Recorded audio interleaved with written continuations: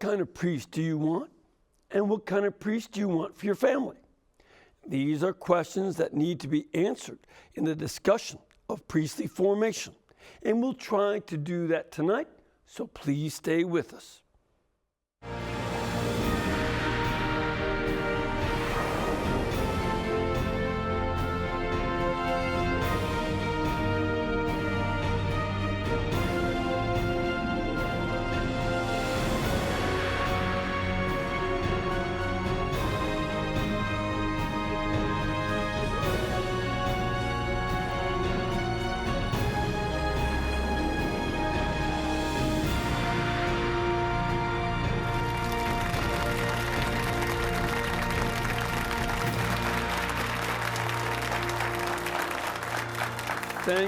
Thank you very much, and welcome. I'm Father Mitch Pacwa, and welcome to EWTN Live, where we bring you guests from all over the world.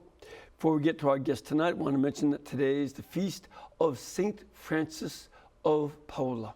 He was born in 1416, and as many of you know, he died in 1507. This was a time when there were a lot of problems in the church. And, some of those problems and sometimes some of the corruption that existed was, partly what motivated the Reformation that started 10 years after his death. But he, along with quite a number of other saints, were already in a process of bringing reform into the lives of the Christian faithful and the clergy. And that was a great part of his ministry. And we need to do the same as well. He founded an order of Franciscans. He thought the Franciscan minors was too high a dignity for him, so he called his the least. And he's still one of the great saints that we celebrate. Now, tonight we have a guest who is the director, the executive director, in fact, of the Institute for Priestly Formation. And through that apostolate, he helps seminarians and diocesan priests deepen their relationship with Christ through radical communion with him, and encourages them to live their lives from this place of extraordinary intimacy with Christ. So please welcome our guest, Father Richard Gabuzda. Thank you. Good to be here. Good to have you. Welcome. Thanks. A lot of folks don't know much about your institute. Is it a seminary? No, it's meant to help in the process of priestly formation, but we really assist seminaries and all those involved with priestly formation. Okay. We're a little bit of an extra, you might say. Okay, so this is something in addition to the regular seminary formation that the young men would be able to get. Yes, seminarians from all over the country join us in the summertime for about a 10-week period of time where they experience a more intense focus on prayer, and prayer especially as it is helpful to diocesan seminarians and future diocesan priests, so the particularity. Sometimes I refer to our summer program for seminarians as a bit of a novitiate experience. Okay. As you know, Jesuits and Franciscans and others have a time set aside in their formation called a novitiate. They focus on prayer and on the charism of the founder, but in our system, the diocesan formation system, we really haven't had that kind of experience. Right. So that extra time is really helpful to ground the seminarians and future priests more in the spiritual life. Right. A lot of folks don't realize that diocesan priests are not religious priests. Right. It's that they belong to a diocese of a particular area. Right. And they don't have the same vows as religious, and they don't have a novitiate as a result. So this is something that you're bringing to these young men. Now, how long has this institute been going on? We are celebrating our 20th anniversary this year. Okay. Really deeply grateful to God and many other people who have made it possible. So it's a milestone for us. Mm-hmm. Well, what are some of the areas of spiritual development that you try to emphasize at the Institute? think one of the most important things is really providing the time and place, as we like to say, for seminarians and priests to fall more deeply in love with God. I think you might remember Father Pedro Rupe, once the general of the Society of Jesus, talked about, he said, nothing is more important than finding God, than falling in love in a quite absolute and final way. You fall in love and you stay in love, it decides everything.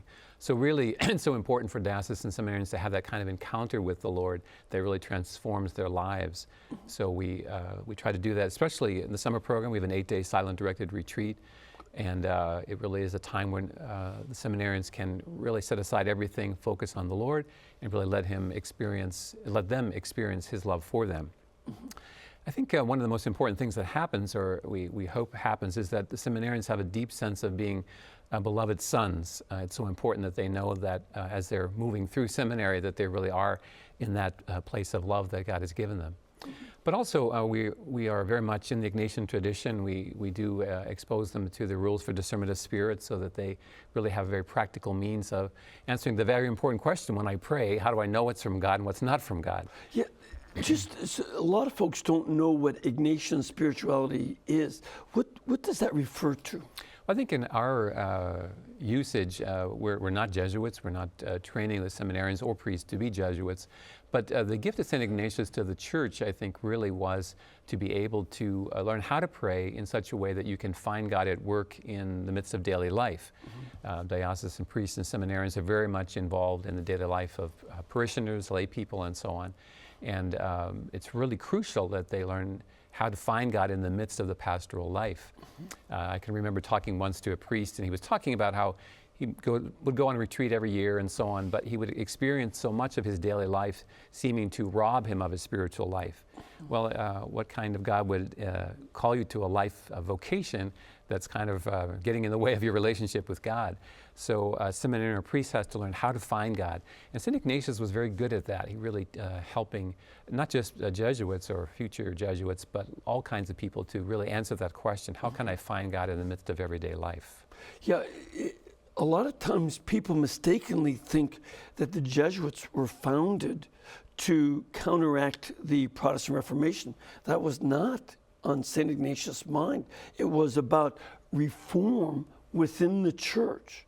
And he was very, very interested in having the early Jesuits give the spiritual exercises, an 8-day form or a 30-day retreat, especially to bishops, cardinals, and priests, and lay people as well. Yeah. It was oriented toward their way of life, and that was part of his vision. Yeah, and it's a beautiful gift that we have received and are very grateful for. Yeah. We, as you may know, we are stationed in Omaha, Nebraska. We're at Creighton University, which is a Jesuit university. It's been a good home to us. We're independent of the university and yet in affiliation, and we've received a great welcome there from the Jesuit community, and I think they're very glad to see that the seminarians come and receive that kind of training on the campus of Creighton. What do you find are some of the standard questions or issues that the young men bring when they come to learn how to pray? Well, I think for some of them, for instance, a seminarian will say, I've been making a holy hour. I know that's important, but I'm not quite sure what to do with it. A practical instruction of how do you really learn how to receive from God in prayer. We can all fill up our prayer with a vocal prayer or reading and so on, which is not bad, but learning how to listen to God is really, I think, a particularly challenging thing. I think that's one of the most important things that they ask about and that we try to help them with. And this is something that, again, not only seminarians, but a lot of people are interested. How do you listen to God? What do you tell them?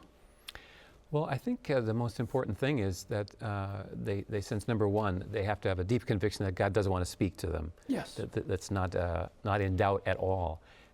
He wants to speak to them more than they want to listen to him, probably is a good way of saying it, I think. And I think for people to really appreciate that God wants to move in their hearts as St. Ignatius would say, certainly God is moving in consolation when someone experiences in prayer a sense of peace or a sense of growth in faith and so on. These are not just interesting experiences or subjective experiences, but God is actually at work in their hearts. And I think to be able to reverence that, the nearness of God, is a very important thing for people to learn how to do. Mm-hmm. And, also, I'm sure you're well aware that St. Ignatius also tells us to pay attention to those movements of desolation. Yes. When God seems absent, that's part of learning to listen to God. It doesn't mean God doesn't like you. Absolutely. It's a normal part of growing in the spiritual life. Mm-hmm. It's not at all a sign of a wrong step or something being done wrong, but quite the opposite. It's a natural movement. But St. Ignatius was very good in counseling people on what to do with that. Many people carry the burden, I think, of being in desolation and realize that God wants them to go against that, and with his help, and really he teaches how to do that. Now, are there certain forms or styles of prayer that you try to instruct the seminarians and priests in doing? Well, certainly priests and seminaries do bring various kinds of experiences of prayer. Some may be more familiar with the Rosary or more familiar with Lectio Divina and so on. Which is? The Lectio Divina, the prayer with Scripture. And that we really do believe is very, very important. You have to know the Scriptures to know Christ, and to learn how to pray with the Scriptures, how to receive from the Scriptures. So it's not just simply facts about God or learning about God, but a place where God speaks. Okay. And that's really, really important as well. Okay. And besides what they bring to that, so some of them already are doing this kind of scriptural prayer, this Lectio Divina. Some are doing the Rosary, another type of scriptural prayer. What do you try to teach them? Well, as I said earlier, in terms of styles of prayer. Yeah, to really learn how to, for instance, pray for a particular grace. It's how, God really likes concretes, and sometimes we're very abstract in our prayer. To really teach them to ask for concrete things, and also something from St. Ignatius, the beauty of repetition, knowing how to go back to where God is leading, not to wander off into something new unless God wants you to go there. How to stay with where God is leading you in prayer. It's a very, very important thing that we try to teach. Good. Now, a couple things. Sometimes the folks in general, sometimes even clergy, think that, well, if I say Mass, that's all the prayer I need to do. Do you find that that's enough for a priest? Just say your Mass, prayerfully, and then go on with the rest of the day? Or is there a need for something else? Oh, there's definitely a need for something else, and we really try to stress that both in the programs with seminarians and also with priests, the real importance of as best as possible, a daily holy hour, a time of prayer. Aside from that, I think Mass means so much more and comes so much more alive when a priest is praying personally in a very direct one-on-one way with God. So it's absolutely essential to really be engaged in that kind of particular contemplative prayer. Mm-hmm. Yeah, I think, one of the things that, I don't know, when you ask the men to do the holy hour, do you recommend that they do it before the Blessed Sacrament or someplace else, or where? We have frequent Eucharist adoration as part of our summer program, but we also know that at times God does call people to pray in other places. And it's important to know that God is all around us, but of course the Eucharist is a particular place of encounter, and that's so rich and very, very important to receive from the presence of the Lord in the Eucharist. Yeah, I certainly have experienced this myself, and I know from other priests that if the priest goes inside the church to pray before the Blessed Sacrament, some people use that as an opportunity to say, oh, by the way, Father, the roof is leaking over in this corner, right, and there's a cracked sidewalk out if you want to come and see it. And they don't let him just have time to pray. And that's something that I always try to encourage people, to make sure that, leave the priest alone unless there's an emergency, somebody's dying, of course, use your common sense. But leave him alone if he's praying there. And when he's done, then deal with business. But let him pray. Yeah, I think people are very edified to see a priest at prayer in church, and it's certainly helpful to let him have his time to pray. Some priests also, I think, have begun having chapels in their rectories, I think, so that they really have an attentive place, And it's also very easy for them to then find the time, make the time to pray. Sure. It's so important to do that. That's right. One of the other programs that we do is we have a program that trains priests to be spiritual directors. Again, all diocesan priests. And we do that in Chicago at Mundelein Seminary. And that too is a very beautiful program and very important. Priests don't necessarily have the training in spiritual direction in depth coming from the seminary. And it really is a way for them to do that. It's a 3-year program. And we meet 3 times a year in each of those 3 years. And this coming April and May, we're beginning a new round. We have about 140 priests who are participating in that program. And that's double what we've had in the past. So it's a beautiful grace that God's giving us as well.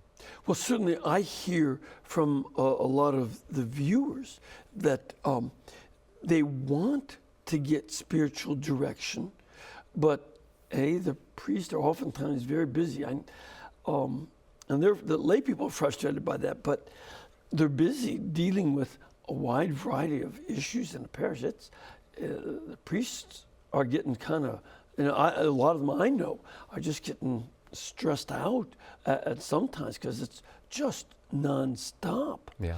And so then when they want to have spiritual direction, a lot of priests just said, I got marriages falling apart, I got confession, I got all this going on, the school to run, whatever. So this is something that would be a very distinctive role.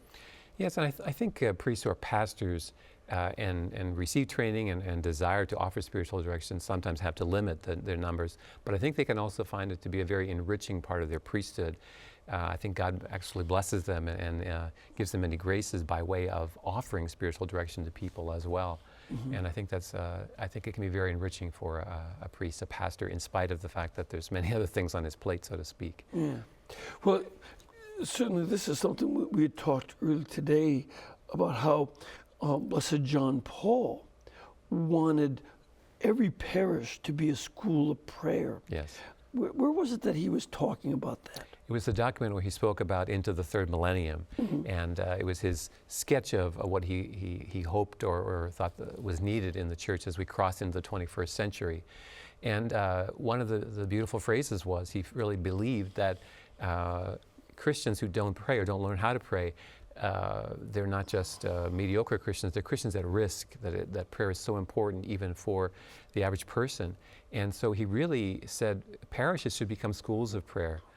And we've put out a book on that subject. Father Scott Traynor, who's now the rector of the seminary in Denver, authored this little book, and it helps priests in simple ways, not some huge program, but kind of taking the parish as it is. How can we help people learn how to pray in the midst of their daily life?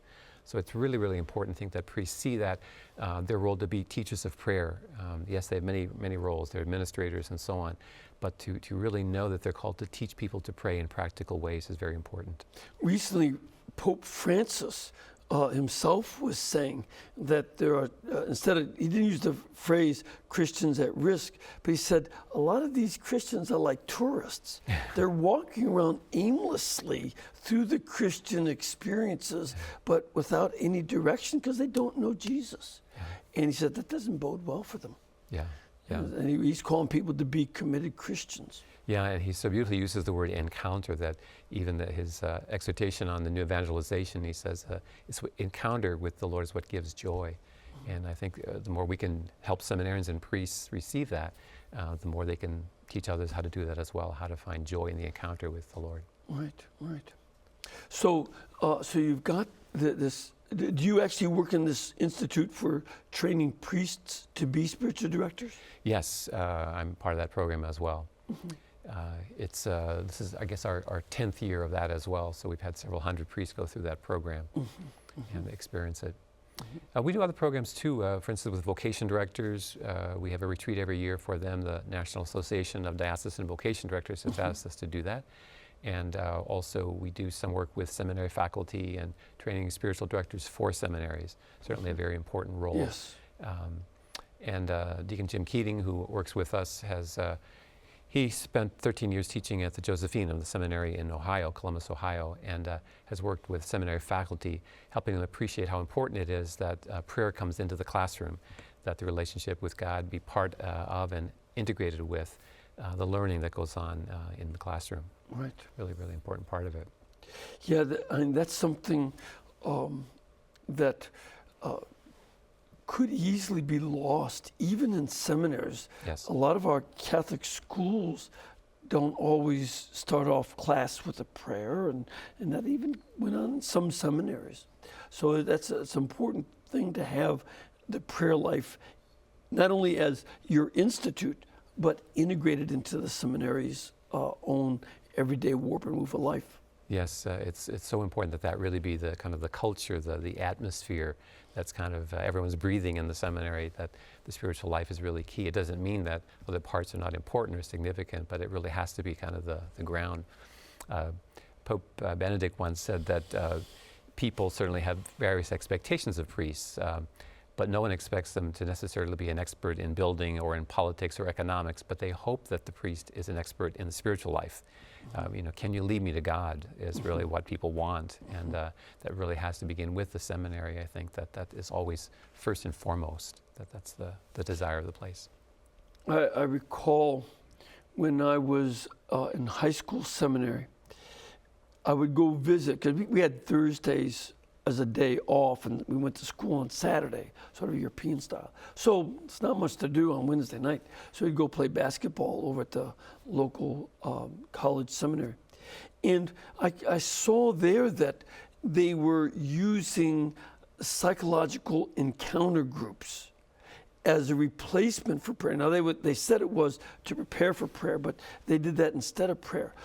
What is that relationship between psychology and the spiritual life and the prayer life? Mm-hmm. Are they the same thing? Mm-hmm. Is there a distinction? Are they opposed to each other? How do they work? It's a good question. Very important question, I think, in the world in which we live. They're certainly not identical, but they certainly can help one another. I often think that psychology can be a great help to someone who's kind of stuck, maybe for whatever reason is not able to identify their feelings or their thoughts and so on, and they have a hard time kind of paying attention interiorly for whatever reason. But they can be more freed, and they can pray perhaps more easily as a result. Mm-hmm. They're certainly not identical, but they can help one another. Mm-hmm. But I think in terms of priestly formation, seminary formation, the spiritual life certainly has to be most prominent. It really is that again, that encounter with the Lord that's most important, and whatever helps that is a good thing, but we wouldn't want to exchange one for the other or confuse the two. Right. Yeah, it certainly is very important to have psychological integration and health. That's a very good thing, but it's not the same as the spiritual life. There was one saint, I remember, Christina the Astonishing. Did you ever hear of her? I did. Have never heard of her. Yeah. She probably was certifiable, but she became a saint. So you can be a saint and be psychologically off, but it's not really our recommendation. No, especially not for priests. For anybody. Right. You can be wholly crazy, but still crazy. So this is something that that can work together, but one does not replace the other. Exactly. Two different aspects of life. In terms of the results, because certainly back when I was going through the course, great numbers, in fact, the majority of people I was in seminary with left. They went on, they went elsewhere. Do you find that this has an effect in men staying with their vocation, or is it just something that's not part of that? in terms of our work No, with the yeah, the work seminarians. with this in the spiritual life. Definitely. I think it's so important for seminarians, future priests, to be grounded in the spiritual life. Because if they're not, as they go through seminary and are eventually ordained, the pressures of daily life are very, very strong. And sometimes what can happen is that a priest is expected to be a man of holiness, expected to be a man who can teach others to pray. And when he can't, it really is quite a shock. And I think it opens up almost like a black hole inside, you might say. That's very, very painful. And I think many priests have left as a result of that. I was encouraged this past summer, a seminarian who had been in our program wrote to me after the program was over and said how much had happened for him in the course of the summer. And he said he was returning to the seminary with a peace and a joy that he had never known possible, and that he was really looking forward to ordination in a way that he had not been before. Right. So there's a subtleness, I think, that happens, that this is really a call from God. It's not just, I'm not just thinking this, or maybe this is so, or maybe my inclination is this way, but I'm really listening to the call of God deep in my heart. And that's very, very important for a seminary and future priest to receive. Yeah, the danger is that without the spiritual life, you could look upon the priestly ministry as a job. Definitely. And that's not what it is. No, it has to be a calling. It has to be a sense of God really is inviting me to this life. And we priests are called father because we're not just doing a job. No, dads in families are not on from 9 to 5. You're a dad every day, all day. And that sense of commitment to the vocation of fatherhood and the family is something that we also have in our parishes, but we have to have that spiritual life to sustain that role so that it doesn't become a job. Again, like other dads, we have tasks that we accomplish. You got to mow the lawn and all the other stuff. Exactly. But there's another quality that only comes in the spiritual life. Yeah, it's so important for a priest to see his life as committed, as a good husband or good father, that kind of personal care and attention. It's not just something I can let go of when I'm finished for the day. It really is a mentality of this is my life, this is my calling, this is who I am in God. And yeah, that's very, very important. Yeah, and that in the process, all through our priestly service, we are in constant relationship with Jesus as disciples. We're always trying to know him more deeply and as he says, be known by him. Both of those aspects are key. Yeah, it's so important for a priest to really have a confidence and a deeply felt sense that the Lord is with him in the midst of the day as he's preaching, as he's working with couples to be married and so on. He's not a loner. He's not just an agent for someone who's distant, but actually the Lord walks with him and is at work in him and through him. And really helping priests to appreciate that is so important. Yeah. All right, well, we're going to take a little break. Okay. If you have some questions or comments about the things that Father Richard has been saying, please call in and we'll get questions from our studio audience. We'll be back in just about 2 minutes. Thank you.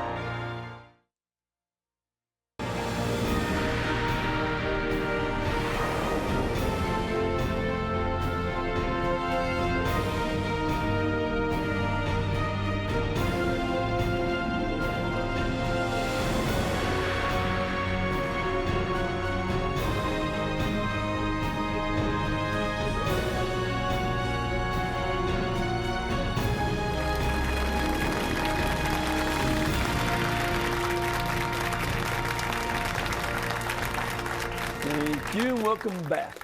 I want to give you a little bit of information about the Institute. It's called the Institute for Priestly Formation. And their website is www.priestlyformation.org. Priestlyformation.org. They also have a phone number you can call. It's toll free, 888-528-5668. Now, if people go to that website, what are they going to find? They'll find information about our programs. They'll find a way to support us by way of their prayers and their financial sacrifices. And they'll find a variety of things for seminaries, priests, and others. Also, our programs, various things that we're doing in Omaha as well as outside of Omaha. Okay, good. All right, and another thing is we'd certainly love to have you come here. And if you can make a pilgrimage to Alabama to be in our studio audience, we would be delighted. It's kind of pretty down here. Very nice. It's a few like more spring. Flowers than what you're seeing up in Omaha. You are correct. Yeah, you got a lot of white still, right? Well, it's got a long way to go till spring comes. Yes. So, but we've got spring in full bloom, and I do mean bloom. I mean, the choke cherries are just all covered up with flowers and all kinds of other trees. It's pretty.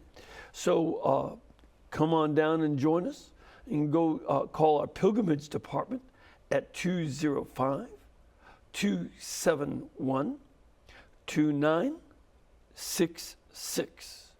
Or you can go to the website EWTN.com, and they'll give you information about scheduling of programs, place to stay, scheduling of the masses, of course, directions on how to get the hands full, and all that good stuff that you need. All right? Ready for some questions? Ready. Let's start off with Robert. Hello, Robert. You're on the air. Hello. Hi. Where are you I'm from? from Illinois. Okay. And what's your question? Well, actually, it's not a question. It's more of a statement with a thought. Okay. And you started your program asking what a priest is expected or what we as parishioners expect of the priest. Yes. And I feel, and several others, we've talked about this many times, we feel that a priest should know and teach the faith. Keep the faith and traditions together, and do not do these crazy things, especially at Mass. And make ourselves as parishioners to make it easy to take and know the priest. And for the priest to teach the people in a simple way to know God. Well, do you disagree with any of that, Father? Not at all. I fully subscribe. Yeah. Really important to teach the faith in a way that can be understood and draw people into relationship with God. And yes, definitely. You know, I don't know Robert's experience of priests doing odd things in the liturgy, but it seems that that's all fading away. I don't see that very much anymore. Think so. No. No, that was a bunch of fads in the 70s and 80s. I remember, I read about it, didn't see it, the E.T. Mass. Uh-oh. I don't know who wanted to be beamed home, but it was very odd. And there were a lot of odd things in the past, and so, but that doesn't seem to be very common. A few older guys still from the 60s and 70s, like I, some I don't do that stuff, but some guys might. But that's pretty much faded away. Mm-hmm. But what about the rest of what he said? Yeah, I think teaching the faith, and especially in a way that can be understood, is very important. I think Pope Francis is so good at saying, he even gave us some suggestions for how to preach a homily. And it's so important that people can grasp it and in terms that really can be well understood. So it's not above people, but really right on their level, speaking to people where they are, as Jesus himself did. Right. Yeah, well, we say down here in Alabama, bring the hay down so the goats can get it. That's a good one. Yeah, yeah. Have another question here. Sir, where are you from? I'm from Ocean Springs, Mississippi. Good to have you here. Welcome. And your question? Well, you were talking about how busy parish priests are and all the things they have to do. Have you ever thought about opening your program up to deacons and training deacons to be spiritual directors? It's a great question. People have asked us that before, or similar questions. We really are focused on working with diocesan seminarians and priests, and we find that it's important for us to stay focused. But we're very confident that the effective priests who are well trained will spill over, and I am certainly hoping and praying that something for deacons would open up, that perhaps the priests would begin a program like that. And I do believe that certainly Deacon Jim Keating works with us. I know he has very much helped deacons throughout the country begin to appreciate more deeply the importance of the spiritual life. So I think there's kind of a collateral effect, you might say, that the seeds are planted and they're blossoming in other places. Yeah, I don't know if you're a deacon or not. Deacon candidate, maybe when that man finishes his diaconate program, he can get that kind of institute started. That'd be great. I think Happy to that help. would be, for someone who's mature in the diaconate to help train deacons, because it's a different situation. Yeah. But it would be a very good one. Yes. And I like that idea. We have another question from our studio audience. Ma'am, where are you from? I'm from Gulf Breeze, Florida. Good to have you here. Welcome. Thank and you. your question. Well, in Gulf Breeze at St. Anne's, we're very blessed with holy priests, but I know that not all parishes are. And I would ask, what can we as a parish do to help our young priests, or all of our priests? All right. So, what do the folks in the parish do to help out? Well, people really need to be confident that praying for priests is a very important part of their own mission and their own way of supporting priests. I think when I say that, people can say, well, that sounds nice, but there has to be a real confidence that prayer for priests, intercessory prayer is really essential. It's a way of lifting them up. But we all know the image in the Old Testament of someone putting rocks underneath the hands of the intercessor, Moses interceding, and that kind of prayer support is really essential. And priests experience sometimes spiritual interference, and they really need to be kind of covered with prayer. In the summertime in our program we have, we call spiritual moms. They're women who pray for each of the seminarians in our program, and it's had a remarkable effect to really have that kind of covering of prayer. So I'm a firm believer that prayer for priests and seminarians is essential. It's something I remember a Protestant lady writing about. I read back in the 70s, where she said, a lot of parishes have, Protestant and Catholic, have had great difficulties. So, and she was at one church that was just miserable. And everybody in the whole place was miserable. So what she did, she got 3 of her lady friends, and they'd go to the church about 20 minutes early, and they would intercede for the minister. And then they'd intercede for any of the servers, because that was a denomination that had servers. And then they'd intercede for the choir. And then after they intercede for everybody who's ministering at the church, they would then look around the church and find one nasty looking person who looked just miserable, unhappy, grumpy, and pray for that person the rest of the liturgy. And she said within a year, the whole place was transformed. Everybody was doing better. I believe it. And she became a very strong believer in that kind of intercession. So that's something. When the priest is grumpy, don't complain about it. Pray for him. Or also be more grumpy because you're complaining. We have another caller. Hello, Chuck. How are you? Fine. Where are you from? Republic of Texas. Why ain't you something? What part of the Republic are you from, sir?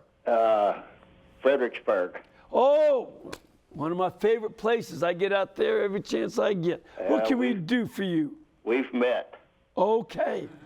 Wait a minute. Do I owe you money? What can we do for you, Chuck? I have a question for your guest. Does he do anything with the diocesan bishops to recruit older priests post-Vatican II that have kind of strayed from the Orthodox liturgy? Okay, so you have some way. Do you have some way of talking to the bishops to talk to the priests who are not celebrating the liturgy correctly?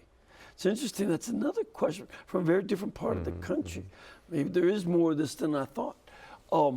But to get some of these priests to sort of come back, and do you work with the bishops on that?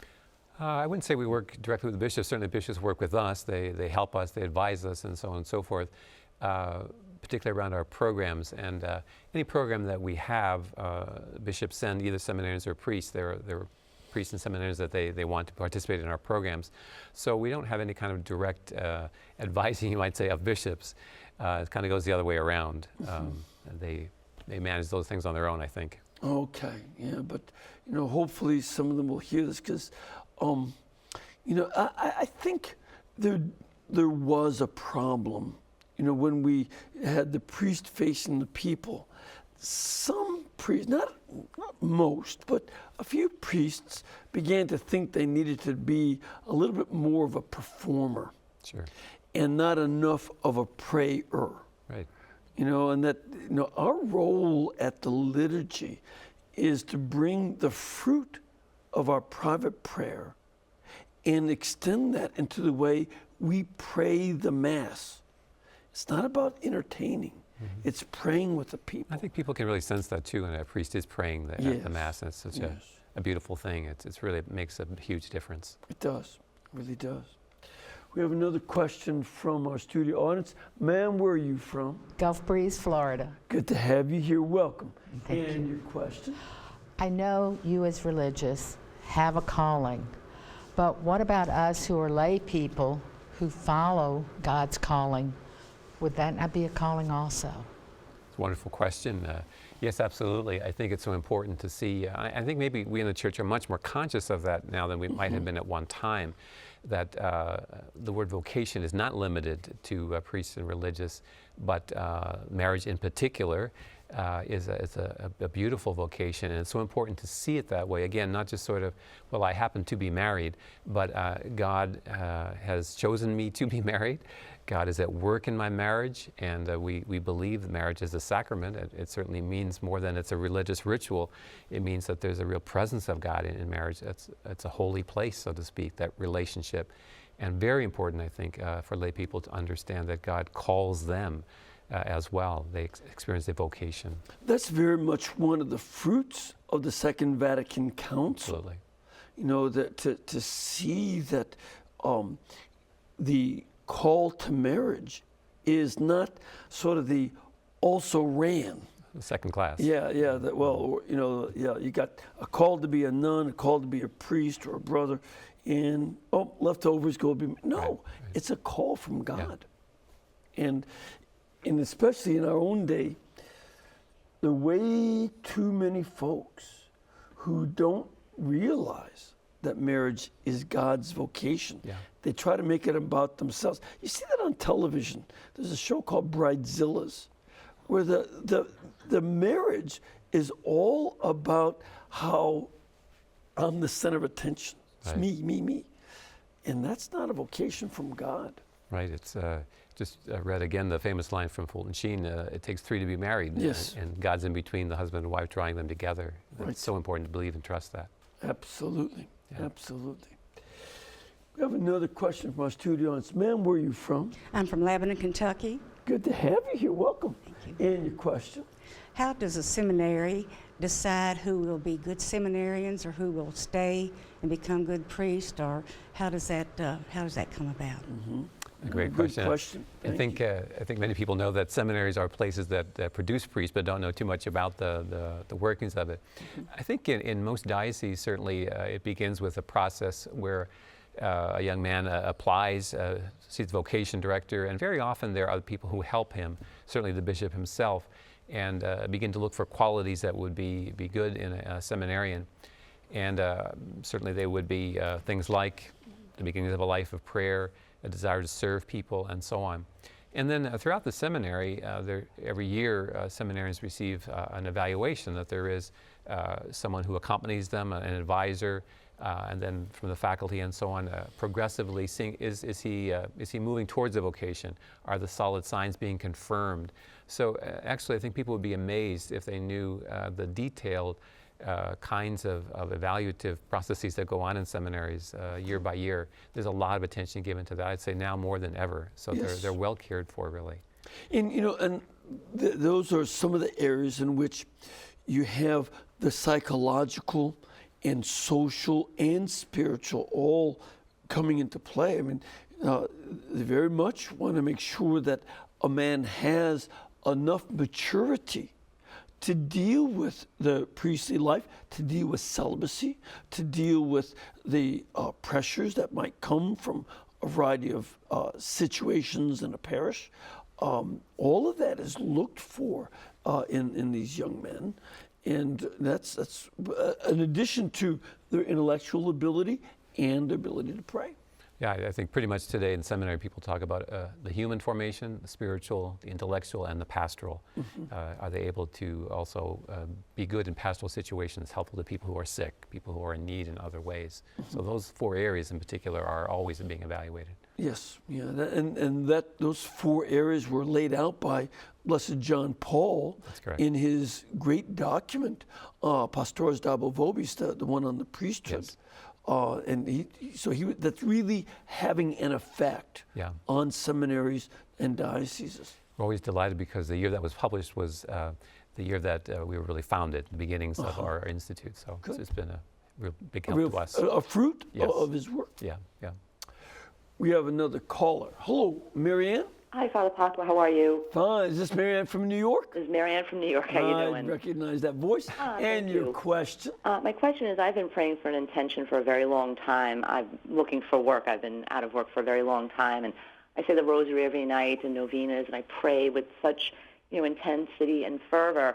And I was hoping that your guest could advise me, how do I learn to listen when the Lord is speaking to me, because I'm not hearing anything, and I know that the Lord isn't going to scream in my ear, but if there's any advice that he could give, what I should look for to know that the Lord is speaking to me and asking me to travel on the path that he has designed for me. And thank you so much for your show. I love it, and God bless you both and for all the good work that you do. Thank you very much, Marianne. So this is a problem that a lot of people, we have this very high unemployment around the country, and a lot of people are like, what do I do? How do I know, is God involved in this, or is it just something that the political parties are going to argue about whether there's too much or not enough unemployment and stuff? Where's God come into play? Yeah, I think the question really is very particular to, she is praying, but how do I know, how do I listen to God more intently, I think. And I would say I think it's important for her to pay attention to what happens when she prays. Sometimes we're busy praying and we don't take the time to be quiet. We often will say in teaching a very simple method of prayer, you should begin with just acknowledging what's really in your heart. It's very important for her to be relating to God, her own feeling of frustration, let's say, or her desire for work, and really talking to God about that. Sometimes we're a little bit too polite in our prayer. We're kind of afraid of maybe offending God, but God really wants us to talk to him from the depths of our heart. And that'd be my first encouragement to her, to be very, very direct in her prayer. And then to really take the time to pay attention to what happens after she's done that. What is she experiencing? What are the thoughts and feelings that are going through her heart? And to pay attention to that in that very beautiful place of prayer. But again, as I said earlier in the program, to be very convinced that God does want to speak to her, does want to be near her. And of course, as we all know, it doesn't necessarily happen instantaneously. It's not as though we get a printout right away, but that kind of attentiveness, expecting, the beautiful encounter of a man with Jesus in the gospel. Jesus says, what do you want me to do for you? And I think it's important for us to talk to God about what we need from him very explicitly, and then listen. Another side of that, though, is it's very important to have what St. Ignatius called indifference, and more modern people talk about it as equal-mindedness. That where we, when we say, Lord, I want to serve you in my work. I want to work, but also to have a sense that I'm not going to tell or give God too many directions on how I'm going to do this. Lord, I've got to have $6 million, so I've got to win the Powerball lottery, and this is the number you got to have them pick, because it's the number I'm going to pick.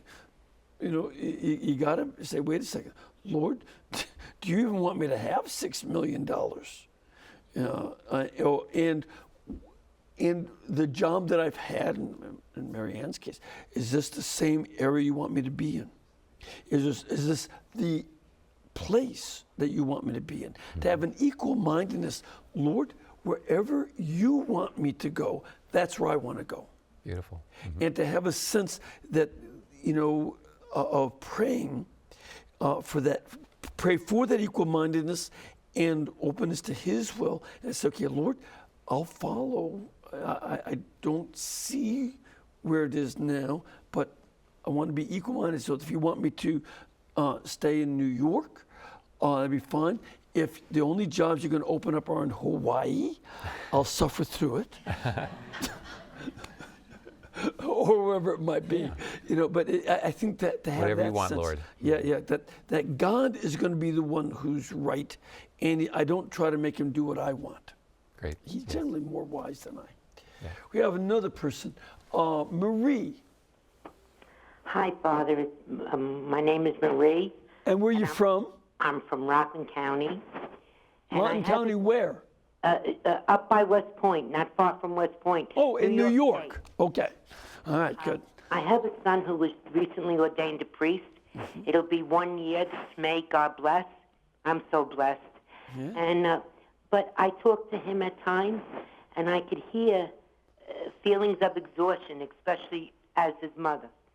And I know he is in a very, very busy parish where they do 9 masses a weekend. And I go to adoration as often as I can, try to go every day. And I know he loves that. And I know it's very hard for him to have time for himself. What steps can he take to accommodate all his duties and still have that special time without interruption? Very good question, Marie. Yeah. Thank you for that.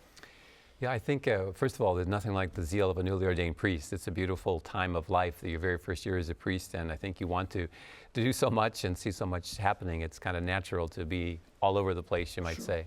But one thing that comes to me is I think it's so important for a young priest to have a priest, especially a priest spiritual director he can talk to, because it's very hard to have a sense of balance on your own. The demands are endless, and you know, how do I say no to what, and when can I say no, and so on, and how can I have established a bit of a balance in my life? But we need somebody else to help us with that. So my strong suggestion is really that he make sure that he has a director that he can talk to, particularly about these kinds of things, and who can help him with his natural human tiredness, but also helping have balance. One of the books I wrote back in the 90s was called Father, Forgive Me, for I'm Frustrated. And in there I wrote a chapter entitled, If Not Bad, Then Busy. That one of the, in the spiritual life, if the devil can't make you bad, he'll make you so busy that you don't get a chance to pray. And you don't notice it as easily at first. You're doing good things. Exactly. All the time. What could be wrong with that? And one of the things I certainly think is, you know, maybe it's just because I'm getting old, but, you know, I don't think that there's much going on late at night that's worth staying up for. So I go to bed earlier so I can get up earlier and have my holy hour and time for prayer before the day gets going, because once it gets going, it's tough. You know, it's just constant. So, you know, that's one of the things I would also suggest. Go to bed early. The late night television, whatever else, is really not that worth it, except for this network. But apart from that, watch the early versions, and then at you get some time, to get enough sleep. Get up early and pray in the morning, before the first mass of the day, before everything gets going, and before the cranky people are up and all that. Be there and be alone with God. That's key. That's key. Father Francis Martin said to us many years ago, one of the most important factors in developing a prayer life is getting to bed on time. Yep. Really key. Absolutely. You can't underestimate that. Yeah. One of the things about being on time, though, is we've run out. Okay. So I very much am delighted to have you here, and I hope that the work that you're doing continues, and that these priests that you're training become truly great priests. And I'd like you to join me in giving a blessing to everyone.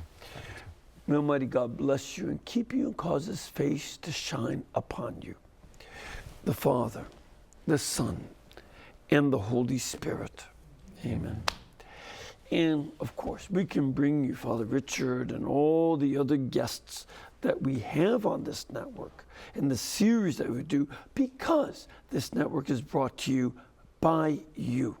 You make it possible with your donations.